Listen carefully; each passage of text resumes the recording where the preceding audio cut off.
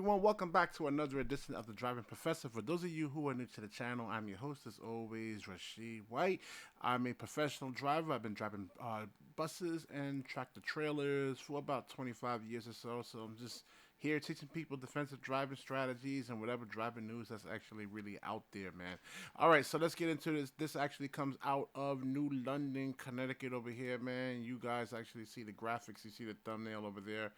A driver charged with a negligent homicide in a fiery crash that shut down a Connecticut highway bridge. So I believe this is on 95, I think. Yeah, Interstate 95. And so the guy actually had a flat tire or something like that, and his car was actually parked not on the shoulder, but like really in one of the lanes right there. So I think negligent homicide, vehicular homicide. Yeah, that's actually really, really harsh. But we're gonna get into the details of the story right here, and it could actually be true over there. Let's get into the story. Made an arrest in a fiery crash that killed the driver of a tanker truck on the Gold Star Memorial Bridge last spring. News 8's Tina Detel, she has been following this story for us since the day of that crash. She joins us live in Groton with more on that. Tina. Catherine, it was a year ago this month that crash happened right on the bridge you see behind me. Now, one of the people rescued in that crash has been arrested for allegedly causing it. The flames on the Gold Star Memorial Bridge could be seen for miles last April after a tanker truck caught fire. State police say 42-year-old Wallace Fouquet, who was the driver of the truck, which was carrying home heating oil, died in the fiery crash, while two other people in a Toyota Avalon were rescued by passersby. The driver, Reginald Collins, was one of them. State police say he had a flat tire, and what he did after that caused the crash. Mr. Collins was initially on the left side of the roadway, and when he started to experience that issue, moved over to the right, and rather than actually getting into the shoulder to come to a stop, had stopped in the right lane. You can see from this photograph, which has not been seen before, that the right lane is a travel lane. The 8-foot shoulder is right next to it, but Collins never moved over into it.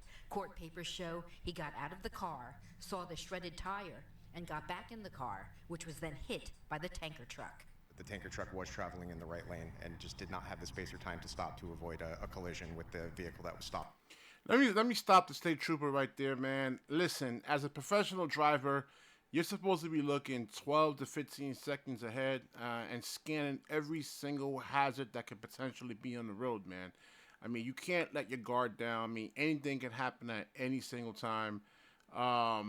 I don't know his vantage point or anything like that, but I drive like 10, 11, 12 hours a day, man. And I'm always constantly spotting hazard like this, like a car that's actually, you should be able to see this from actually a long distance away here. Stopped in the right lane.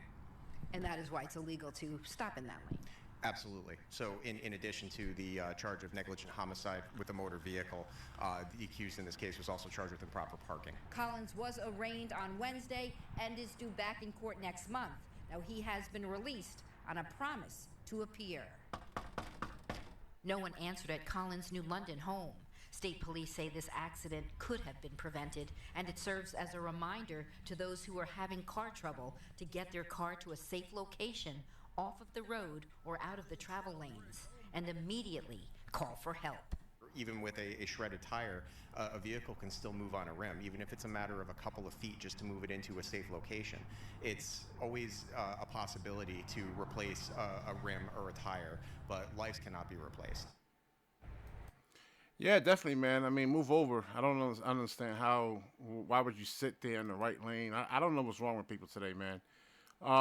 Yeah, this situation, I mean, you can actually look at the actual driver of this car here. Yeah, you definitely can say he's at fault. In terms of preventable accidents, I mean, this is what us, like bus operators there and truck drivers, we're kind of measured at a higher standard right there. I mean, this is really more or less on the truck driver, unless he has some type of medical episode right there. But it also is over here, what the news report didn't allude to was that he actually was also ticketed for failure to register his vehicle and illegally operating a vehicle without proper insurance. So yeah, man, he's actually probably going to really face some type of charges for this, and he's probably more than likely going to do some prison time. They're going to look at it as saying like, hey, if he had his, if his car wasn't insured or registered, it shouldn't have been on the road, and if it wasn't on the road, he wouldn't have never been in that situation. Thus, the accident would have never happened. So if it actually does go to a jury case right there, if I was on a jury, I would definitely, have to find this guy guilty. I was on juries before. So, I mean, you don't have insurance. I mean, you're taking a chance out there, man. Definitely just make sure your car is insured. Make sure it's actually registered because, things like this can actually can happen. So he says Collins, the guy who's actually being charged with the actual homicide, bought new tires and was taking a test drive when one of them shredded on the bridge. He said Collins is considering a lawsuit against the tire store and who's this? For Keeks? If I'm not pronouncing that right.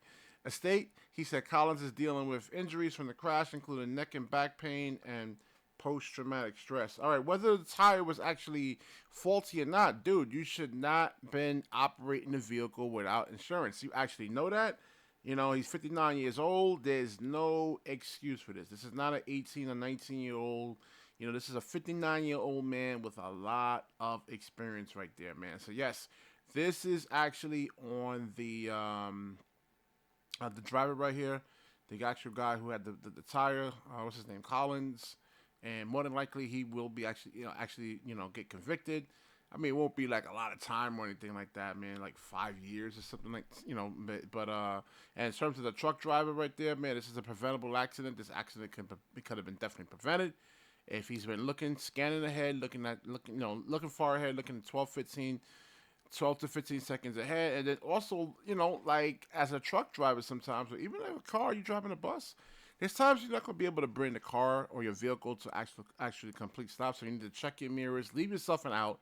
And at that, maybe when you just realize it, you got to get over to the other lane over there, man.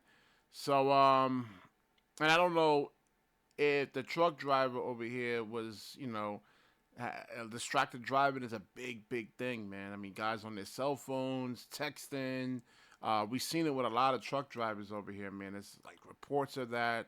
These guys are in like on camera actually really texting and driving, man. Just putting their head down, not really looking. And, when you're driving a truck, man, I mean, your whole mind frame really actually has to change right there. All right, so I will wrap this video up. Definitely like, comment, subscribe. Certainly share this video. When you share, the universe certainly shares back with you. Peace.